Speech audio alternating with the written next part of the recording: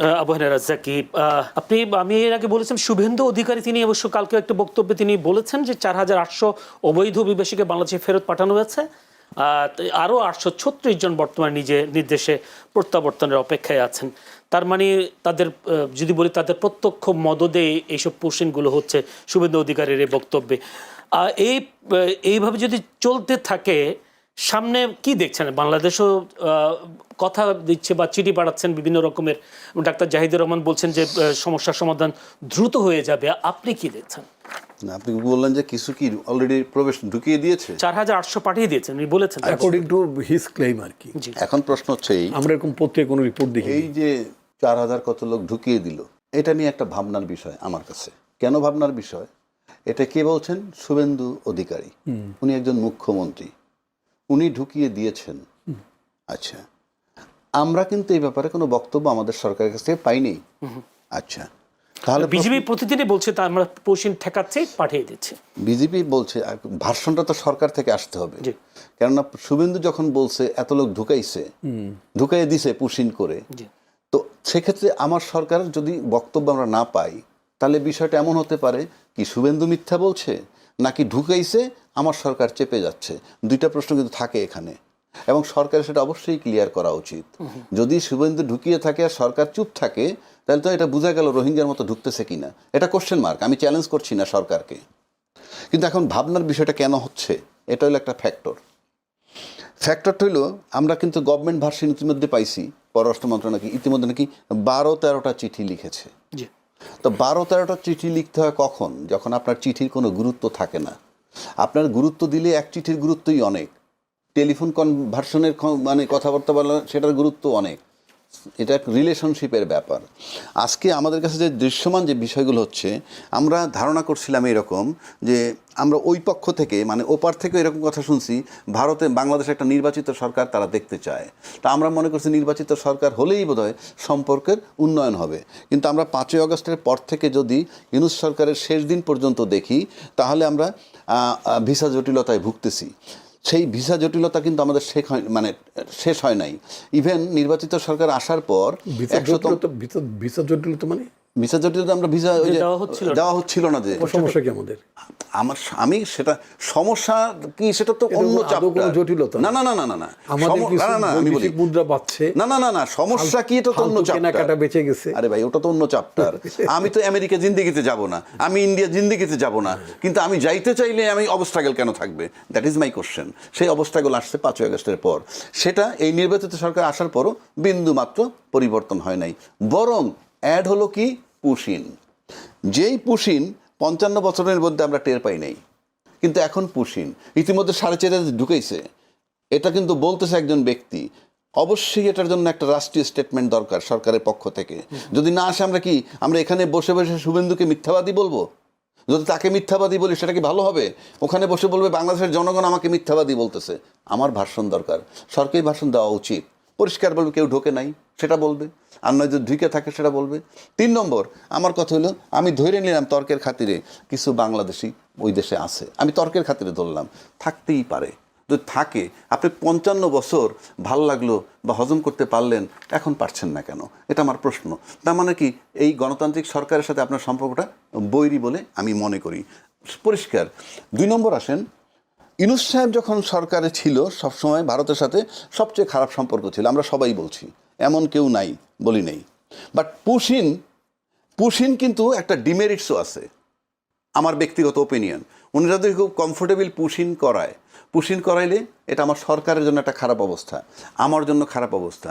আমার দেশে বাড়তি লোক ঢুকতেছে, এটা যদি হয় তাহলে ইউনূস সাহেবের সময় যদি আপনার খারাপ সম্পর্ক থাকা সত্ত্বেও পুশিন করতে পারেন নাই, তাহলে এই সরকারকেও আপনি কি ইউনূস সাহেবের দিকে ঝুঁকতে বাধ্য করেন না। আমার কথাটা বুঝেন।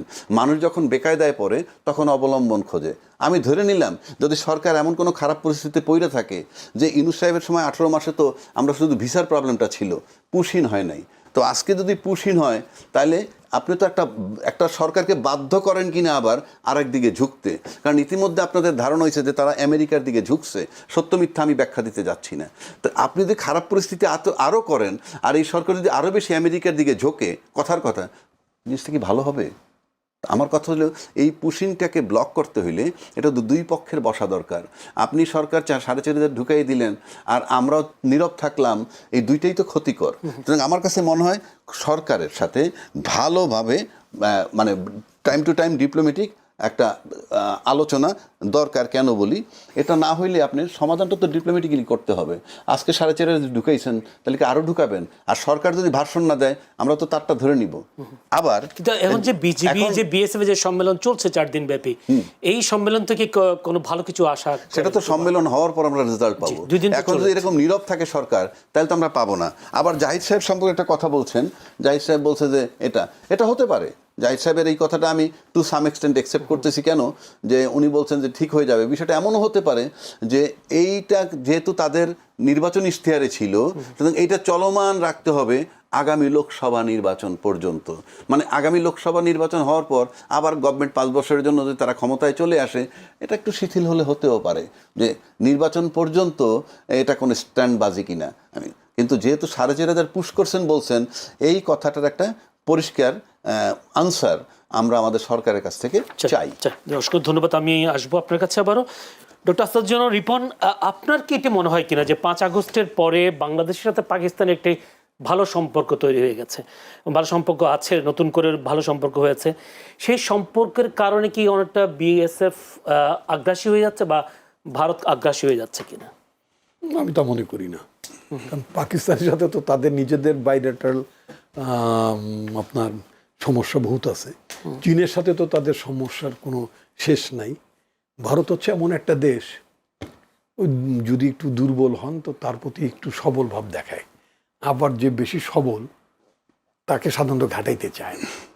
এটা আমার দেখার মনে হয়েছে।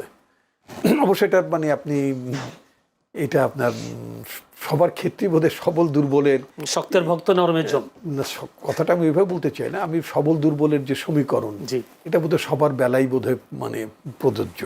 তো হোয়াট এভার, বাংলাদেশ আয়তনে ছোট হতে পারে, জনসংখ্যায় মানে অনেক জনসংখ্যায় ঘনত্ব ভালো, আমাদের জনসংখ্যার ঘনত্ব ভালো, তো সব ঠিক আছে।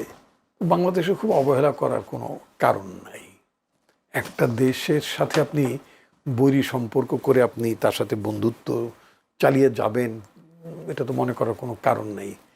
মনে রাখতে হবে যে একটা দেশের জনগণ যদি কোনো সম্পর্কের পক্ষে থাকে, সরকার বিপক্ষে থাকলে যেমন কিছু যায় আসে না, আর জনগণ যদি কোনো বিদেশি শক্তির বিপক্ষে থাকে, সরকার যতই তার পক্ষে থাকুক না কেন, তাতে করে ওই বাইল্যাটারাল রিলেশনশিপের কোনো ইম্প্যাক্ট হয় না।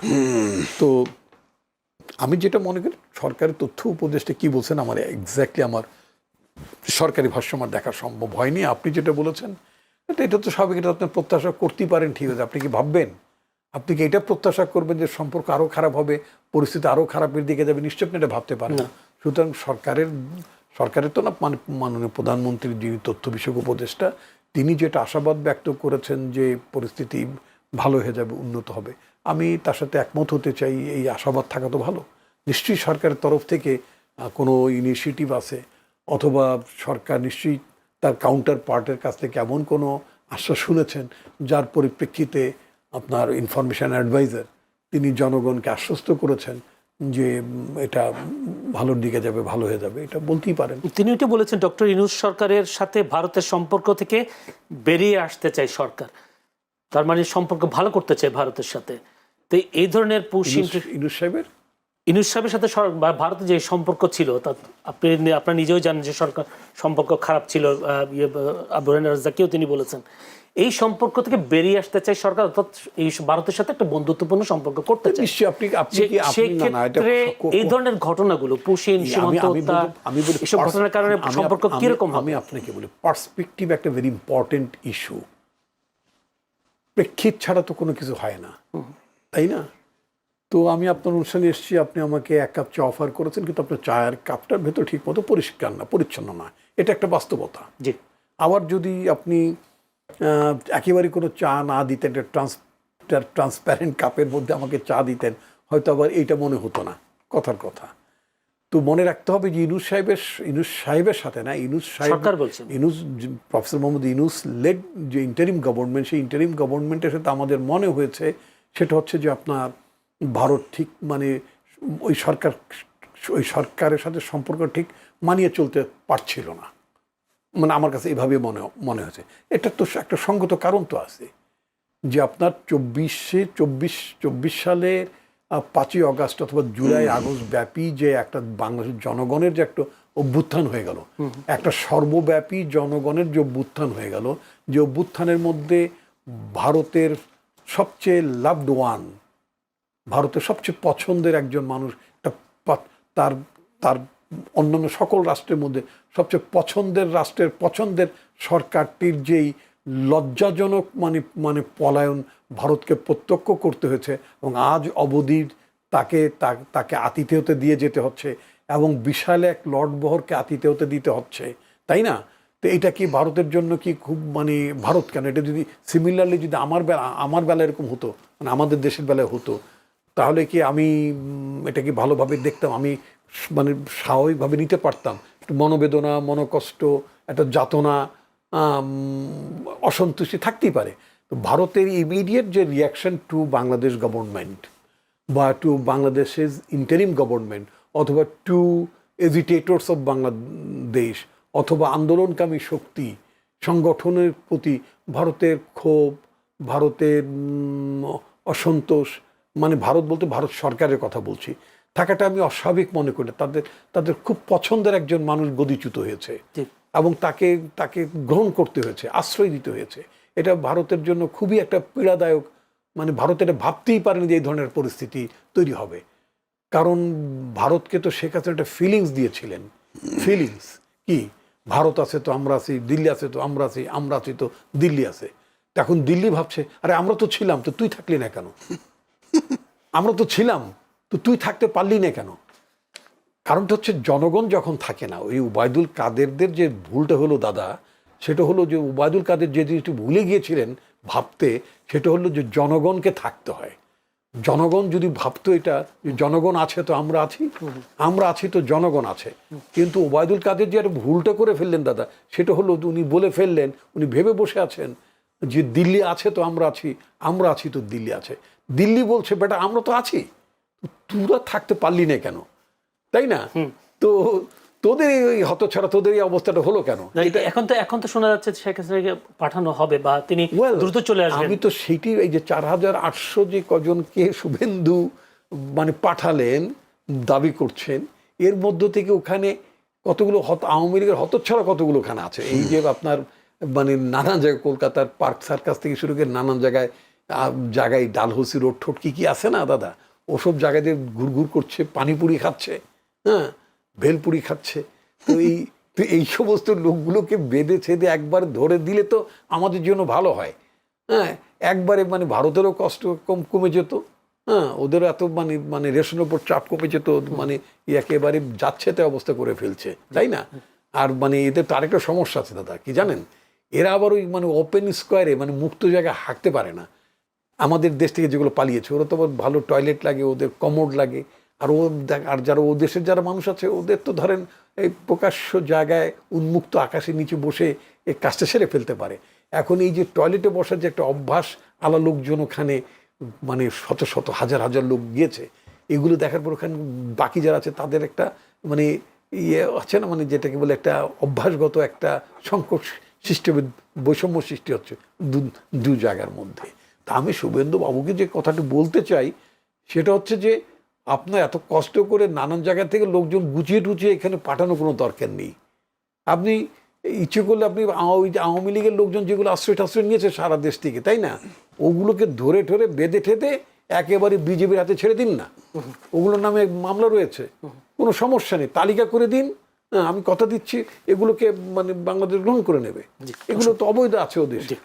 যেতে চাই আইনজীবী আবু হেনা রাজ্জাকির কাছে। আবু হেনা রাজ্জাকি, যদি বলি প্রধানমন্ত্রীর কার্যালয়ের অর্থাৎ প্রধানমন্ত্রীর তথ্য উপদেষ্টা ডাক্তার জাহিদুর রহমান আজকে আরেকটি কথা বলেছেন। তিনি বলেছেন স্থানীয় সরকার নির্বাচনে আওয়ামী লীগ সহ অর্থাৎ যে কেউ নির্ধারিত মানদণ্ড পূরণ সাপেক্ষে অংশ নিতে পারবে।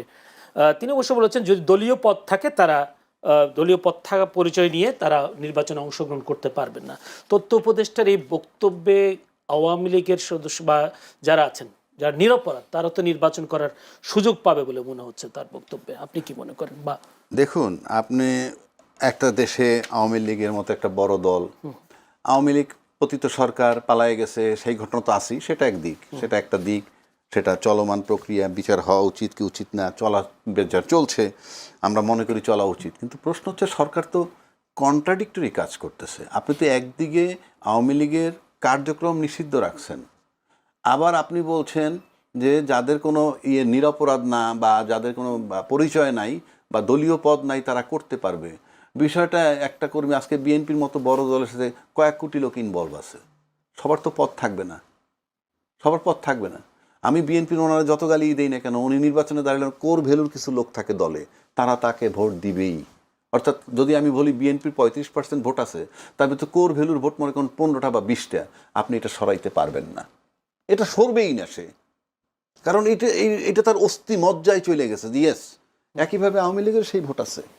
তো আপনি যখন একটা দলের কার্যক্রম নিষিদ্ধ করবেন, সেটা চলমান থাকবে, তাহলে আপনি কি এটা আরেক ধরনের মানুষের সাথে প্রহসন করছেন কিনা, যে তাদেরকে বুঝাচ্ছেন কিনা যে জনগণকে আমাদের বুঝাইতে হবে যে তোমাদের যে কর্মকাণ্ড ছিল সেটার বিরুদ্ধে আমরা আসি, এই জন্য তোমার কার্যক্রম নিষিদ্ধ করছি, কিন্তু অ্যাকশনে আপনি সেটা দেখাচ্ছেন না। এটা তো আবার দলীয় নির্বাচন না, এটা ব্যক্তির একটা নির্বাচন করার তো অধিকার আছে। দলীয় নির্বাচন যদি না আসে তাহলে আপনি এই কথা বলবেন কেন?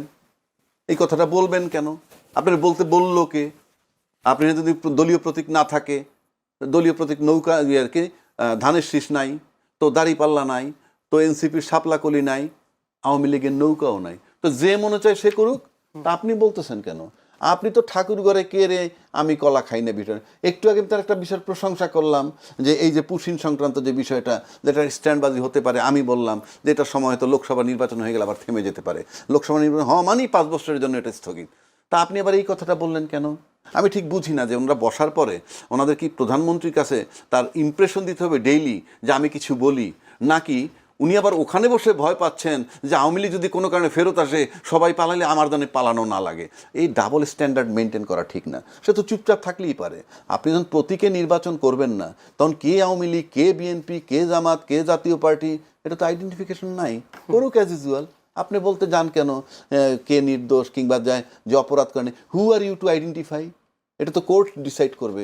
কোনো মামলার তো জাজমেন্ট হয় নাই, ওই একটা মামলার জাজমেন্ট হয়েছে শেখ হাসিনার বিরুদ্ধে। আর এখন তো আমরা আইসিটি কোর্টের অস্তিত্বই খুঁজে পাই না। আপনি যে বলতেছেন বিচার আদৌ হবে কিনা, আমি ওই বিতর্কে যাচ্ছি না এখন, কিন্তু আমি এই কথাটা সাপোর্ট করি না। এটা আপনার বলা নিষ্প্রয়োজন ছিল। আপনি যদি প্রতীক ছাড়াই নির্বাচন করেন, যে মনে করে সে করুক, সমস্যা কোথায়? আপনার অহেতুক একটা বিতর্ক তৈরি করেন। আমার মনে হয় উনি ভীত সন্ত্রস্ত। মানে আমি অনেকেই দেখি ভীত সন্ত্রস্ত যে যদি কোনো কারণে সিচুয়েশন চেঞ্জ হয়ে যায়, এই জন্য বোধহয় সব কুল রাখতে চায়। অনেক মানুষ আছে সব কুল রাখতে চায়, আপনি সব কুল রাখতে পারবেন না।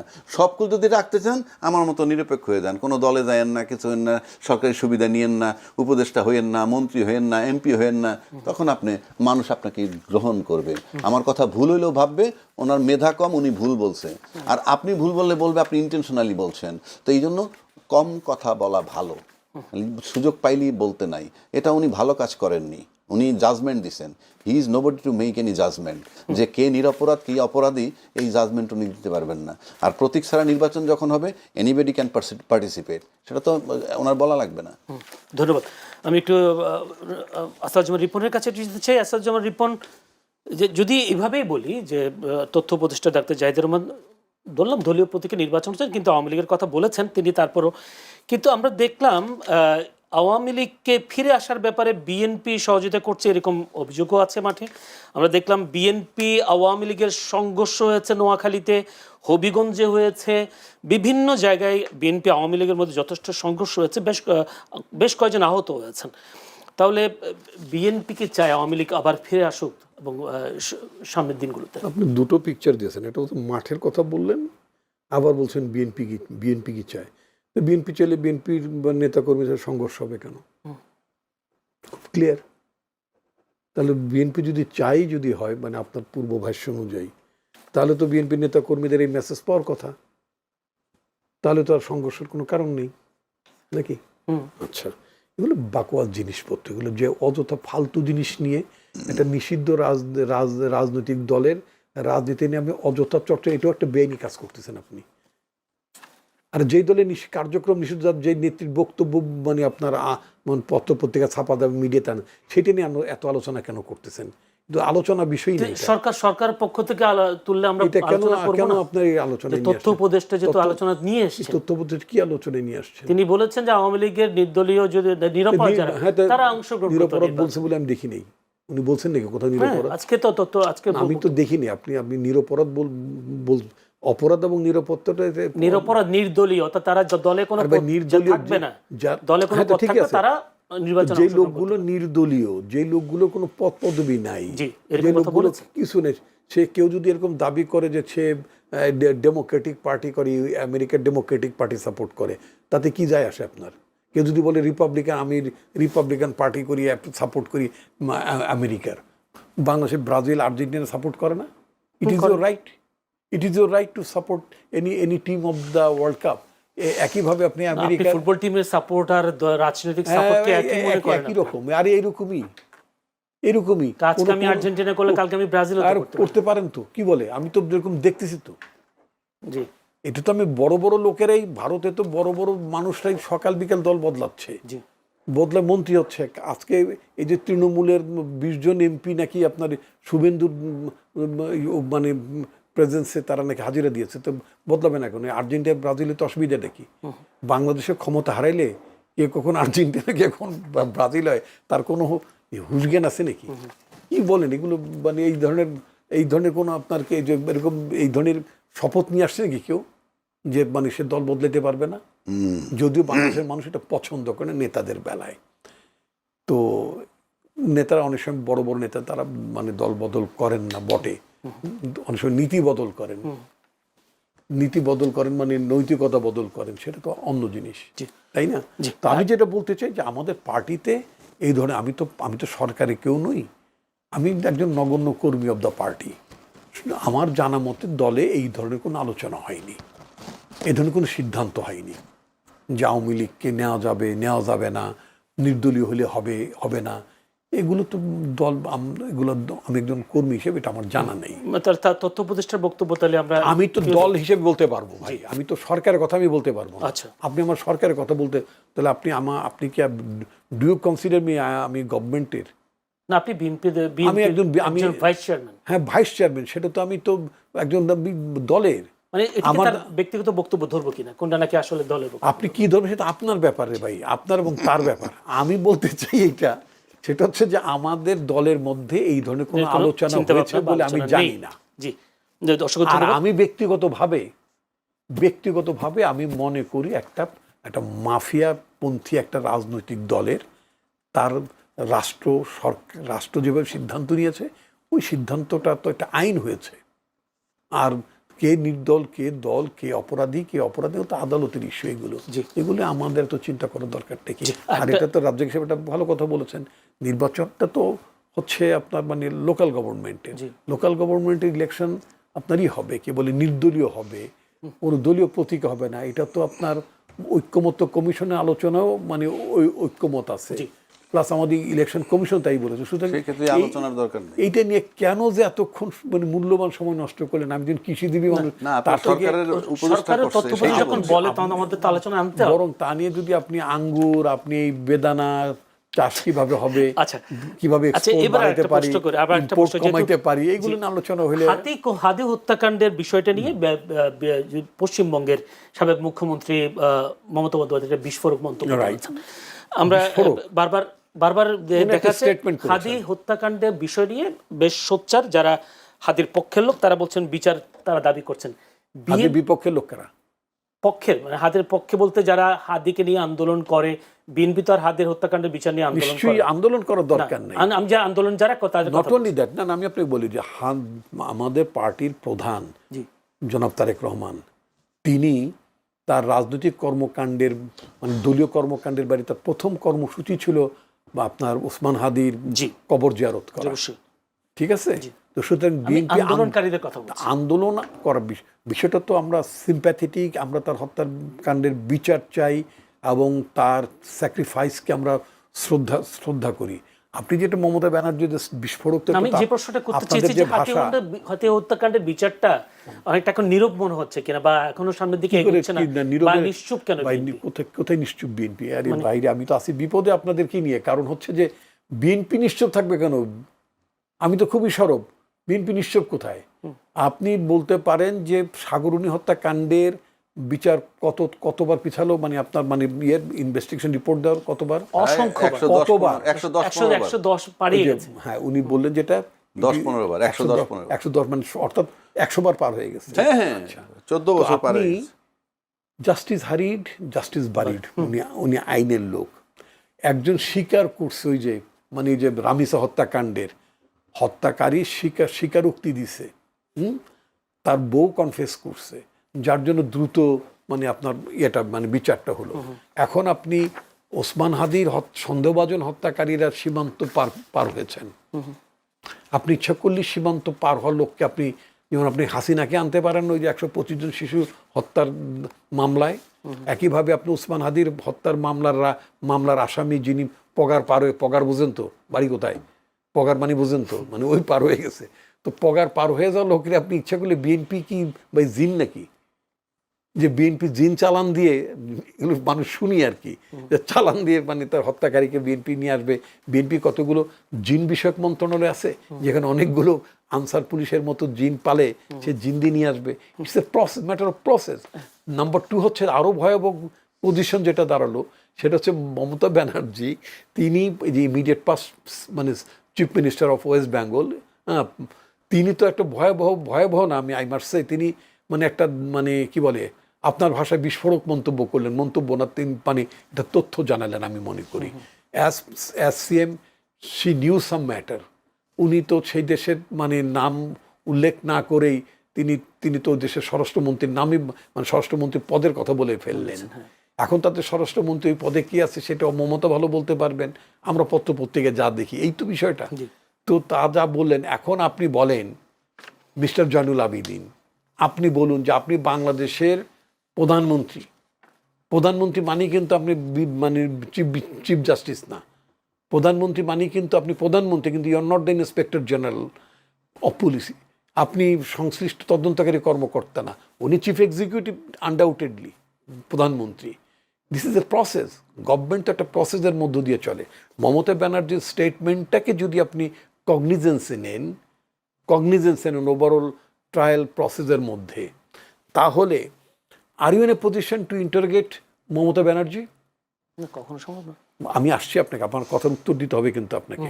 আপনি কি মমতা ব্যানার্জিকে ইন্টারোগেট করতে পারবেন? সম্ভব তো ওনার এই স্টেটমেন্টের জন্য ওনাকে তো ইন্টারোগেট শব্দটা হার্ড হয়ে যায়। ওনাকে তো ওনার মতামতটা আরও সরাসরি জানার, উনি কোন প্রেক্ষিতে বলেছেন, কেন বললেন, কথার সত্যতা কি, ওনার কাছে কোনো রেলিভেন্ট ডকুমেন্ট আছে কি না, বা রেলিভেন্ট ডকুমেন্ট থাকলেও তিনি এখন আউট অফ অফিস, মানে অর্থাৎ তিনি প্রধানমন্ত্রী নন, উনি ডিসক্লোজারে এগুলো বলতে পারেন কি না, এগুলো একটা ব্যাপার আছে। এটা এখন বিএনপি সরকার ইচ্ছা করলে মমতা ব্যানার্জিকে অ্যাক্সেস করতে পারবে না। নাম্বার 2, পশ্চিমবঙ্গ সরকারের নথিতে বা কোনো আর্কাইভের মধ্যে যদি ফোনালাপ between CM and their home minister, central home minister যদি থাকে, can BNP access it? BNP government পারবে? আর মাথা নাড়ে না, ইয়েস নো কন না বলেন, পারবে না। এখন আপনি এখন বক্তব্য অনুযায়ী বিএনপি তো জাতিসংঘ না ভাই, বিএনপি সরকার। ইচ্ছা করলে কি ওই দেশের হোম মিনিস্টারকে কি এই ব্যাপারে জিজ্ঞেস করা যায়? চিঠি দেওয়া যায় কিনা? দেওয়া যায় না। তাহলে বিএনপির আন্তরিকতা নিয়ে এই যে বোগাস প্রশ্ন করা, এটা কোনো মানে আছে ভাই? আমি আন্তরিক না তো বলি না, আন্তরিক কিনা জানতে চেয়েছি। বরং এই মমতা ব্যানার্জি এই প্রশ্নটি করার মধ্য দিয়ে, তারই পর্যবেক্ষণের মধ্য দিয়ে উনি যা মানে হোয়াট শি টেবলড, মানে তিনি যেটা উত্থাপন করে বসলেন, তাতে তো এই বিষয়টাকে মানে আপনি আরো জটিল করে ফেলল বাংলাদেশের যে কোনো সরকারের জন্য ভবিষ্যতের। আমার কাছে তথ্য আছে, যদিও তারপর আমি আপনার সাথে পরে আলাপ করবো এই বিষয়টা নিয়ে। না আপনি জনগণকে জানান। জি, আপনিও আমাদের রাজ্জাকি আমার চেপে দেন না। যেহেতু বাজেট চলছে, বাজেট আমি অধিবেশন এখানে চলছে, একটু কথা বলেন। করবেন, আমি প্রশ্নটা করে ফেলি, তারপর আপনি সম্পর্ক আবার বাজে। না না, এটা বলেন, বলার পরে উনি প্রশ্ন জি, আপনি করেন। আচ্ছা বল। না, এটা বলতে চাই, যেমন ভাই একটা কথা বললেন, জাস্টিস হারিড জাস্টিস বারিড, মানে কি, মানে যত খুব তাড়াতাড়ি দ্রুত বিচার করা মানে কবর দেয়া। খবর দেওয়া। পাশাপাশি আরেকটা কথা আছে, justice delayed justice denied. Denied, right. আপনি যদি দেরি করেন তাহলে আপনার ন্যায় বিচারটাও নষ্ট করে দিলেন। বাংলাদেশের যে ইতিহাস, তাতে বাংলাদেশ শুধু খুনির বিচার করার নজির আছে। খুনি একটা জিনিস আর ষড়যন্ত্রকারী আর এক জিনিস। অর্থাৎ খুনি যে খুন করে, ষড়যন্ত্রকারী প্রশ্ন আসলে সে কিন্তু মেইন ম্যান না, he is the killer, but ষড়যন্ত্রকারী আছে। তো যে বিষয়টা আনলেন, যে পশ্চিমবঙ্গের সাবেক মুখ্যমন্ত্রী কথাটা আসছে, তাতে একটা ষড়যন্ত্রের গন্ধ পাওয়া যায়। কিন্তু প্রশ্ন হচ্ছে, আমরা কিলারের বিচারটা করতে বাধা কোথায়? যদি বলেন এটা কি হয় কিলার না? তো দেশে নেই। এটা কি হয় না, ইনঅ্যাবসেন্সিয়া ট্রায়াল হবে, সমস্যা নেই তো, পলাতক আসামির বিচার হবে, আমি ওখানে যাচ্ছি না। বাংলাদেশে মারাত্মক নজির আছে, ষড়যন্ত্রকারীর বিচার করতে পারে না, টাচই করতে পারে নাই। জাতির জনক বঙ্গবন্ধু হত্যার যে বিচারটা হইল, সেখানে বঙ্গবন্ধু হত্যারে যারা কিল করছে তাকে, তাদের বিচারটা হইছে।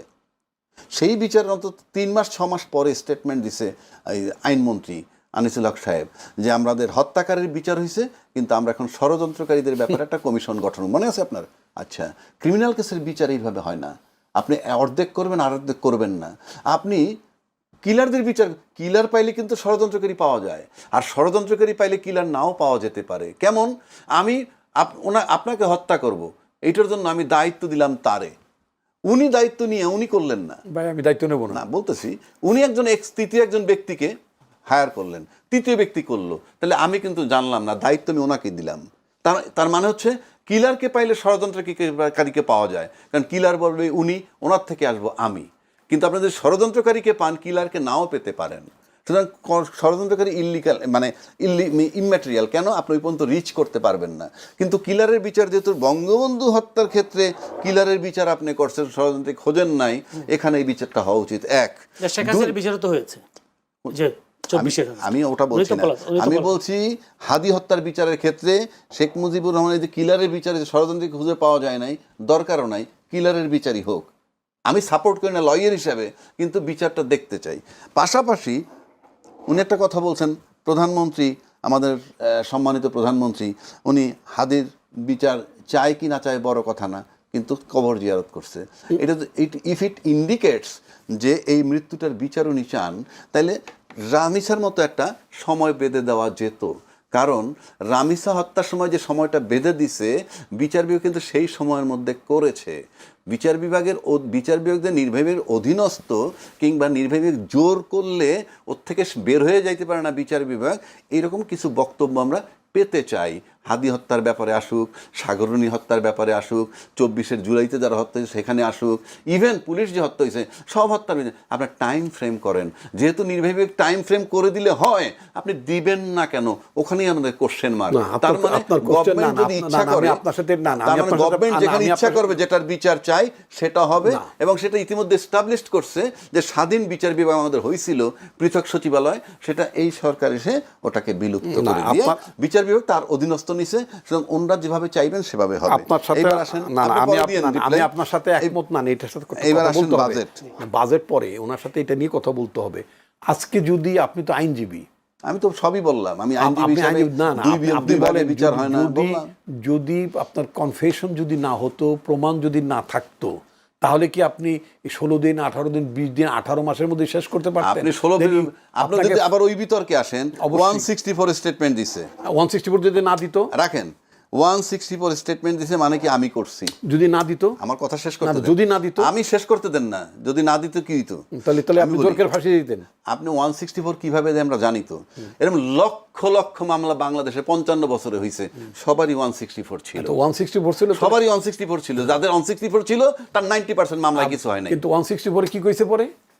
আমি 164 বললাম তো, 164 90% কেসে আসামি খালাস হয়ে গেছে। কারণটা কি? কারণটা বলে দেয় যে আমি জোরপূর্বক পরিস্থিতির মধ্যে করতে বাধ্য হইছি। আপনি এটা কথাটা আপনি বুঝছেন। আমি তো এখানে ডিজায়ার করছি, আমি এতদিন কি বলছে রামি স্যার বাবা রায়ের পরে, যে প্রধানমন্ত্রীর দেওয়া টাইম ফ্রেমের মধ্যে আমরা রায় পেয়েছি। স্বরাষ্ট্রমন্ত্রী বলছিলেন আমরা খুব দ্রুত 6-7 দিনের মধ্যে বিচার করে ফেলবো। এই যে জিনিসগুলা, এটা তো একটা ইনফ্লুয়েন্স হয়েছে, সেটা বোঝা যায়। যাই হোক, আপনার ন্যায় বিচার হয়েছে তো? ন্যায় বিচার নিশ্চয়ই ন্যায় বিচার হয়েছে, কিন্তু ইনফ্লুয়েন্স ছিল। কোর্টের বিচার নিয়ে তো আমরা কথা বলছি না। কোর্টের বিচার নিয়ে আমরা একবারও প্রশ্ন করছি যে রায়টা সঠিক না ব্যাঠিক? কোর্টের মানে ইনফ্লুয়েন্সই হয়নি এটা। আমি বলছি ইনফ্লুয়েন্স হোক বা না হোক, ওনারা যে টাইম ফ্রেম দিছে, এইরকম টাইম ফ্রেম ওই হত্যাগুলাই দিয়ে দেখ, আমি সেটা বলছি। হাতি হত্যা, সাগরনী হত্যা দিয়ে দেখ। আপনি একটা মামলা যেটা করবেন কোর্টে, আমি চেষ্টা করব সরকারকে, মানে অ্যাটর্নি জেনারেলকে অ্যাটলিস্ট বলতে যে যেন টাইম ফ্রেম করে দেন। তাইলে আরো একটু বলি, টাইম ফ্রেম। আচ্ছা, আপনি তো কোর্ট কাছারিতে যান, অ্যাপিলেট ডিভিশন বা সুপ্রিম কোর্ট বহু ডাইরেকশন দিছে যে নিম্ন আদালতের এই রায় মামলাটা আগামী পরবর্তী 6 মাসের মধ্যে নিষ্পত্তি করো। এরকম হাজার হাজার না, লাখ হবে 55 বছরে। কোন মামলা 6 মাস যে টাইমটা ফ্রেম দিছে তার ভিতরে শেষ হয় নাই। 6 মাসের কাছে 9 মাস, কোনো 6 মাসের কাছে 6 বছরও হয়েছে। অ্যাপিলেট ডিভিশন কি ওদেরকে কোর্ট কন্টেম্প প্রসিডিং ড্র করছে? করে নাই কেন? হ্যাঁ, করে নাই কেন? অর্থাৎ অ্যাপিলেট অর্ডার যদি নিম্ন আদালত না মানে কিচ্ছু আসে যায় না, বাট নির্বাহী বিভাগ আদেশ যদি না মানে তাহলে প্রবলেম আছে। That is the thing. আচ্ছা, এনিওয়ে, এখন আমি বাজেটের জায়গায় আসি। বাজেট সম্পর্কে আপনি কি বলছেন? বাজেট হচ্ছে যে আমি যে বাজেটটা সরকার 9,38,000 কোটি টাকার একটা বাজেট সরকার দেবেন, 11 জুন সেটা প্রস্তাব উপস্থাপন করবেন অর্থমন্ত্রী। কিন্তু এর মধ্যে একটা ছায়া বাজেট হয়েছে, জামায়াত আজকে দিয়েছে এবং এনসিপি একটা দিয়েছে, তারা একজন 52,157 কোটি টাকা। ছায়া বাজেট কি ভাই? ছায়া বাজেট, শ্যাডো বাজেট, যেটা শ্যাডো বাজেট কত কোটি টাকার? 8,39,505 কোটি টাকা দিয়েছে জামায়াত। আচ্ছা, আর 8,52,157 কোটি টাকা ছায়া বাজেট প্রকাশ করেছে এনসিপি। এই ছায়া বাজেট সরকারের যে বাজেট সামনের দিকে 11 জুন দেবেন, এটাতে কোনো এফেক্ট পড়বে কিনা? বা প্রশ্ন হচ্ছে 3 জনের বাজেট দিবেন, আমরা কোনোটাই ডিটেল জানি না। জি, এতে দেখা যায় যে পার্থক্য দেখা যায় রাফলি 1 লাখ কোটির, রাফলি।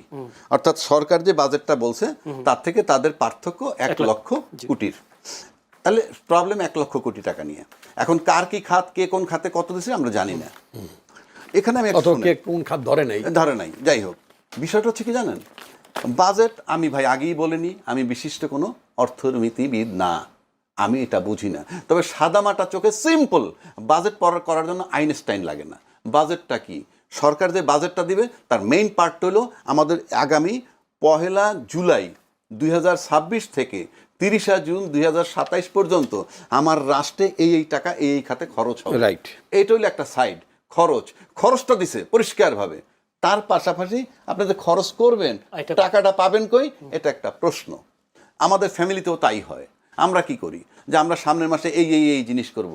দেখা গেল সামনের মাসে আসার আগে আমি এই পোলাও কোরমা নিয়ে খাবো, কক্সবাজার ট্যুরে যাব, সিঙ্গাপুর যাব ফ্যামিলি নিয়ে ইত্যাদি। দেখা গেল যে এমন কতগুলো প্রোগ্রাম এসে গেল, এর ভিতরে একজনের হার্টের প্রবলেম হয়ে গেল। হার্টের প্রবলেম হয়ে গেলে আমি ওখানে শিফট করে ফেললাম, সিঙ্গাপুর যাব না, সেটা অন্য চ্যাপ্টার। কিন্তু আমার এখানে আমি যেটা বাজেটে পাইছি, সাধারণ লোক যে সমস্ত আলোচনা করে, দায়িত্বশীল লোকেরা, যেমন বিজনেসম্যানদের একটা বিরাট ফ্যাক্টর এখানে। বিজনেসম্যানদের কথা আমি শুনতেছি কয়েকটা ব্যাপার পাইছি। একটা ব্যাপার আমি বলি, একজন বিশিষ্ট, উনি বোধহয় নর্থ সাউথ ইউনিভার্সিটির একজন ট্রাস্টি বোর্ডের কেউ, হ্যাঁ, উনি কতগুলো সুন্দর কথা বলছেন। যিনি একটা কথা বলছেন যে এই বাজেটটা জব কিলিং বাজেটের মতো হচ্ছে। জব কিলিং বাজেট মানে কি? উনি বলতে চাচ্ছেন যে আমাদের যে ভঙ্গুর অর্থনীতি, 16 বছর সাফার করছি, তারপরে বলতেছে 1.5 বছরের যে অন্তর্বর্তীকালীন সরকার ছিল, সব জায়গায় আমাদের অর্থনৈতিক দৈন্যতা প্রচুর। তার ভিতরে এই 1 লক্ষ কোটি টাকা, রাফলি 1-1.5 লক্ষ কোটি টাকার বাজেট বেড়ে গেছে। মানে সেটা আমাদের চিন্তা করা, মাথায় রাখা উচিত আমাদের ভঙ্গুর অর্থনীতিতে। কারণ আপনি যে 9 লক্ষ প্লাস 9.5 লক্ষ প্রায় কোটি টাকার বাজেটটা করলেন, তার বক্তব্যটা হলো আমরা এনবিআর এর মাধ্যমে, আমাদের সোর্সগুলো কি, নাম্বার 1 এনবিআর, অনলি এনবিআর। এবং এনবিআর যদি আমি যাই, তার বক্তব্যে সর্বোচ্চ 4.5 লক্ষ থেকে 5 লক্ষ কোটি টাকা 1 বছর ব্যাপী পাবেন কিনা সন্দেহ। তর্কের খাতিরে উনি বলছেন 5 লক্ষ যদি ধরেও নেই, বাকি 4.5 লক্ষ কোটি টাকা কোত্থেকে পাবেন? এটা একটা বিরাট প্রশ্ন। সেখানে বলছেন এই জন্য জব কিলিং বাজেট কেন বলছেন, যে ট্যাক্স সরকারের ইন্টারেস্ট, ব্যাংক ইন্টারেস্ট প্রায় 12 থেকে 14%। তারা বলছেন এই ইন্টারেস্টটা খুব বেশি মাত্রায়, আবার আমাদের বিজনেসও ভালো না। তাহলে কি করব? আমরা যদি সরকারের ট্যাক্সের দিকে যাই, আর যদি আমাদের ব্যবসা ভালো না, তখন দেখা গেল আমার অনেক কর্মচারী ছাঁটাই করতে হবে।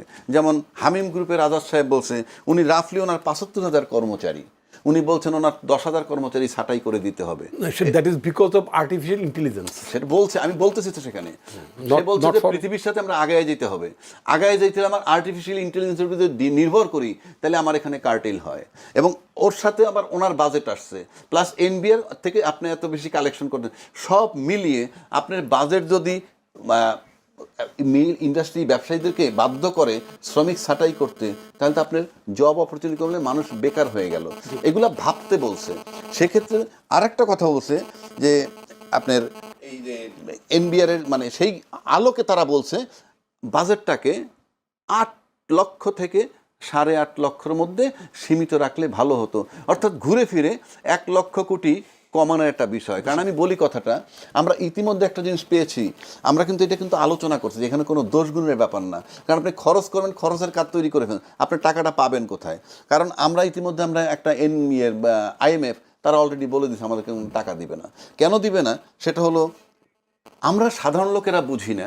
মানে সাধারণত একেবারে যে অর্থ বিল যেটা হয়, এই বাজেটটাকে কি বলা হয়? এটা কিন্তু অর্থ বিল। এবং অর্থ বিল মানে কিন্তু কিছু না, টোটালটা কিন্তু ল মানে কি? আপনি টাকা কোন খাতে পাবেন, কোন কোন খাতে কিভাবে ব্যয় করবেন, ইন রাইটিং থাকতে হবে। এবং এই যে ইন রাইটিং থাকবে এটা ম্যান্ডেটরি। এটা যদি কোনো চেঞ্জ করেন, ব্রেকিং দ্য ল। আর যখন আপনি ব্রেকিং দ্য ল করবেন তখন পুরো সিস্টেমে গন্ডগোল হয়ে যাবে। আমার কাছে মনে হয় সময় একদম কম। সেই কারণে বলছি যে এই বাজেটটার ক্ষেত্রে আপনার আয়ের খাতটা নিশ্চিত করে দেন, যেটা আমরা খুব দুশ্চিন্তায় আছি, এবং এটা সরকারের জন্য ভীষণ সংকটের তৈরি করবে যদি এই 4 লক্ষ কোটি লোকের কিছু বলতে চান। যদি ব্যাপার না, আপনি এমন একটা গুরুত্বপূর্ণ বিষয় তুলছেন যে বিষয়টি সরকারের সাথে সংশ্লিষ্ট এবং আরেকটি প্রশ্ন তুলছেন একজন অধ্যাপকের নামে বেসরকারি বিশ্ববিদ্যালয়ের। এটা বলেছেন যে আপনার এটা দুইটা বলেছেন, জবলেসও বলেছেন, বিজনেসলেসও বলেছেন, দুইটা বলেছেন। যদি জবলেসের কথা, তো এখন কথা হচ্ছে কি, আমাদের দেশের মানে যে জিনিসটা ওনার জানা উচিত, নিশ্চয়ই জানেন, সেটা হচ্ছে যে বাংলাদেশের যে সরকার ব্যবস্থা, ইভেন ইন্ডিয়াতেও যে এই দেশের যে সরকার ব্যবস্থা, ইভেন ইউকেতেও, একমাত্র আমেরিকা ছাড়া একটা সরকারের কর্মকাণ্ড, বিদেশি সরকারের কর্মকাণ্ড জানার কোনো সুযোগ পৃথিবীর অধিকাংশ দেশে থাকে না, শুধুমাত্র আমেরিকা ছাড়া। কারণ ওখানকার যিনি প্রেসিডেন্ট ইলেক্ট হন তার একটা ট্রানজিশন টিম থাকে, ওই ট্রানজিশন টিম 3 মাস কাজ করে মানে পাস্ট গভর্নমেন্টের সাথে, মানে যারা ক্ষমতায় থাকে তাদের সাথে, এবং সব কিছু সোজা কথা বুঝে টুজে নেয়, টেক ওভার করে। সোজা কথা হ্যান্ড ওভার অ্যান্ড টেক ওভারটা খুব নীরবে হয়ে যায়, একটা থ্রো এ ট্রানজিশন টিম। আমাদের বাংলাদেশে এরকম হ্যান্ড ওভার অ্যান্ড টেক ওভারের একটা ট্রানজিশন টিমের 3 মাস ব্যাপী 4 মাস ব্যাপীর কোনো প্রক্রিয়া বাংলাদেশ, ইন্ডিয়া এইসব দেশে প্র্যাকটিস না। আচ্ছা, ফলে এখন যারা অপোজিশনে আছেন সেই অপোজিশনরা সরকারের বিভিন্ন মন্ত্রণালয়ের কোথায় কি খাত আছে না আছে এগুলো তাদেরও অ্যাক্সেস করার কোনো সুযোগ নাই। ফলে তারা যে একটা শ্যাডো গভর্নমেন্টের একটা ধারণা থাকে, বিলেতে তারা এগুলো চর্চা করেন, কিন্তু একটা শ্যাডো বাজেট আমি খুব চেষ্টা করছিলাম, আপনার এখানে নাই কি বলে নেট কাজ করে না। Otherwise I could ask the Gemini or chat GPT যে ওয়েস্টার্ন ডেমোক্রেসিতে অপোজিশন পার্টি তারা কোনো শ্যাডো বাজেট দেয় কিনা। এটা শ্যাডো গভর্নমেন্ট ফর্ম করতে পারেন নাই, শ্যাডো বাজেট দিয়ে বসে দিয়েছেন। এগুলো একটা মানে অবান্তর কর্মকাণ্ড ছাড়া তার কিছু না। ইয়েস, এখন আপনি বলতে পারেন যে বাংলাদেশ তো একটা কি, বাংলাদেশ তো এই যে বলে যে চুরি করলো একজন আর চুরির কিস্তি শোধ করে আরেকজন। তা এই বিদায়ী গভর্নমেন্ট মানে আওয়ামী লীগ গভর্নমেন্ট যে চুরি চামারি করে গেছে, লক্ষ লক্ষ কোটি টাকা পাচার করে গেছে, যে এখন যে সমস্ত খাতগুলোতে ঋণ নেওয়া হয়েছে সেটার তো প্রতি বছর আমাকে কিস্তি দিতে হয়, পেমেন্ট দিতে হয়। তো পেমেন্ট দিতে তো আমার জাতীয় আয় শেষ। সুতরাং এমনি ধরনের একটা ভঙ্গুর অর্থনৈতিক ব্যবস্থার মধ্যে একটা সরকার যখন আসে, সেই সরকারের জন্য বাজেট দেওয়াটা খুব সুখকর ব্যাপার না। একটা চোরাই অর্থনীতি ছিল, ওটা তো কোনো অর্থনীতি না। মাফিয়া গভর্নমেন্টের কি কোনো অর্থনীতি, কোনো বাজেট থাকে নাকি? ওটা একটা মাফিয়া বাজেট হয়, কারণ ওটা একটা লুটপাটের কিভাবে ক্ষেত্র করা যায়, কিভাবে পাচার করা যাবে, কিভাবে বিলেতে 450 বাড়ি বানানো যাবে, কিভাবে আপনার ক্যারিবিয়ান স্টেটে আপনার নাগরিকত্ব নেওয়া যাবে হাজার হাজার ডলার খরচ করে, এই সমস্ত ধান্দা ফিকিরগুলোর ব্যবস্থা থাকে। এখন একটা ইলেক্টেড গভর্নমেন্ট যখন আসে তখন এই ধরনের টোটাল ব্যবস্থার বিরুদ্ধে আসে তো সে কিছুই পায় না। সোজা কথা একটা ভঙ্গুর শব্দটা বোধহয় নট ভেরি মাচ অ্যাপ্রোপ্রিয়েট। বলে একটা বিপর্যস্ত শ্যাটার্ড ইকোনমি, এই ধরনের শ্যাটার্ড ইকোনমি। উনি আইনের লোক, ওনার বিচার বিভাগও তো একটা শ্যাটার। ওইখানে যে অ্যাপিলেট ডিভিশনে মাফিয়াদের অ্যাপয়েন্টেড এজেন্ট ছিল, আই মাস্ট সে। তা না হলে এস আলমের দুর্নীতি তদন্ত করা যাবে না। অ্যাপিলেট ডিভিশন যে বিচারপতিরা রায় দিল বা মেজরিটি যারা রায় দিলেন, তাদেরকেও তো আমি বলবো সেই মাফিয়াতন্ত্রের পৃষ্ঠপোষকতা প্রাপ্ত বিচারপতি ছিলেন তারা। তাদের মধ্যে যদি কেউ থাকেন, আমি জানি না, থাকলে তাকে আপনার অনুষ্ঠানের মাধ্যমে আমি তাকে ভর্ৎসনা করলাম ওই মাফিয়াতন্ত্রের পক্ষে কাজ করা। মানে সীমান্তরক্ষী বাহিনীর নাম হচ্ছে বর্ডার গার্ড অফ বাংলাদেশ, মানে বর্ডারকে গার্ড দেওয়া, সীমান্তকে নিরাপদ রাখা, এটাই তাদের কাজ। এবং এটার জন্য বাহিনীটি মানে আপনার প্রতিষ্ঠিত হয়েছে, formally known as Bangladesh rifles. আচ্ছা, ফাইন। তো আই মাস্ট কনগ্রাচুলেট দেম। আমি মানে আমাদের বর্ডার গার্ড অফ বাংলাদেশের প্রতিটি সদস্যকে আমি অভিনন্দন জানাই, তাদেরকে সাহস যোগাই, শক্তি যোগাই, on behalf of the people of বাংলাদেশের জনগণের পক্ষে। তারা নিরন্তর চেষ্টা করে তাদের সাহসিকতা দিয়ে, দেশপ্রেম দিয়ে, ভারতের তরফ থেকে যেই সীমান্তে অবৈধ ভারতীয়দের, মানে তারা তো আমাদের কেউ না, তাদেরকে আমাদের দেশে জোরপূর্বক যে অনুপ্রবেশ করানোর চেষ্টা চালাচ্ছিল, এটা আমাদের সীমান্তরক্ষী বাহিনী এটা মানে প্রতিহত করেছে। এজন্য তারা ধন্যবাদ মানে পাওয়ার যোগ্য। তাদের সাহসকে, শক্তিকে আমি আরও উৎসাহিত করতে চাই। আমি একটা জিনিস খুব ছোটবেলা থেকে আমি যেটা দেখে আসছি, ভারত সরকারের প্রতিকূলে, অর্থাৎ যেই তার প্রতিবেশী হিসেবে, প্রতিবেশী দেশগুলোতে যেই সরকারগুলো খুব ফেভারেবল থাকে না, মোস্টলি ওই সমস্ত সময়ে তারা ওই প্রতিবেশী সরকারগুলোর উপর এক ধরনের চাপ সৃষ্টি করার জন্য তারা এই ধরনের মানে তাদের নাগরিকদেরকে, অবৈধ বাংলাদেশি, কখনো অবৈধ নেপালি, কখনো অবৈধ ভুটানি, অবৈধ লঙ্কান, নানান ধরনের টাইটেল দিয়ে তারা এটা ফেরত পাঠানোর জন্য চেষ্টা করেন। ইটস রিয়েলি ভেরি মানে ব্যাড অ্যাটেম্পট। কিন্তু ভারতের বিভিন্ন যে সীমান্ত, অন্যান্য সীমান্ত তো অন্যান্য দেশও আছে, সেখানে কি আপনার মনে হয় পুশিং হয়? আছে, কিন্তু আমাদের দেশের সাথে ভারতের সীমান্ত সারা পৃথিবীতে one of the largest area নিয়ে আমাদের দু দেশের মধ্যে সীমান্ত, এতে কোনো সন্দেহ নেই। তো ফলে এটা সীমান্তে এক ধরনের আপনার মানে উত্তেজনা সবসময় থাকে না যে তা না। সম্প্রতি এটা মানে অনেকভাবে বেড়ে গেছে এবং আমাদের সীমান্ত সংলগ্ন ভারতের একটি রাজ্যে এখন যেই দলটি ক্ষমতা এসেছে, বিজেপি, তো কেন্দ্রীয় বিজেপির আচরণের চেয়েও এক কাঠি সরেস, মানে আরও তাদের জন্য একটা তেজ বেশি। তো এরকম একটা ভাবসাব দেখায়, মানে কি বলবো, নরেন্দ্র মোদীর চেয়েও মানে বেশি মানে দলের প্রতি আরো বেশি যেটা বলে ডেডিকেটেড, বেশি বিজেপিওয়ালা, এরকম একটা ব্যাপার স্যাপার। তো এই যে সেক্ষেত্রে পশ্চিমবঙ্গের শুভেন্দু অধিকারী ক্ষমতায় আসায় বিএনপির জন্য ক্ষতিকর হলো কিনা?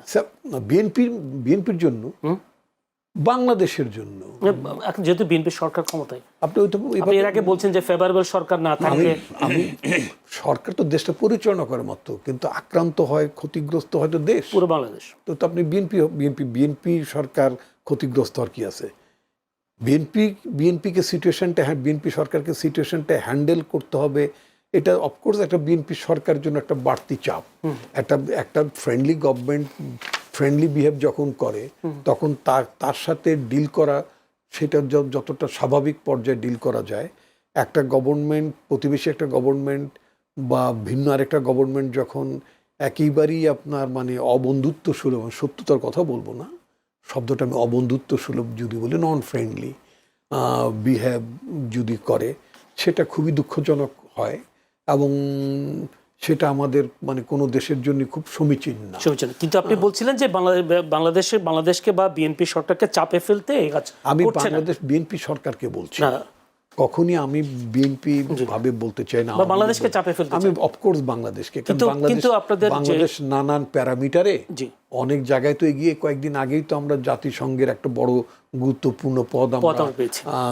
নির্বাচন আমরা জয়লাভ করলাম। এটা তো কিন্তু আপনার তথ্য উপদেষ্টা যিনি আজকে ডাক্তার জাহিদুর রহমান, যিনি বলছেন যে আজকে বক্তব্য দিয়েছেন পুশিনকে কেন্দ্র করে ভারত বাংলাদেশকে চাপে ফেলতে চায় না, যে কোনো সময়টা তাদের সরকার নির্বাচনী ইশতেহারে এই ধরনের বিষয় ছিল, তিনি আশা করেন এটা ঠিক হয়ে যাবে। আপনিও কি কারা কারা তাদের নির্বাচন ইশতেহারে ছিল?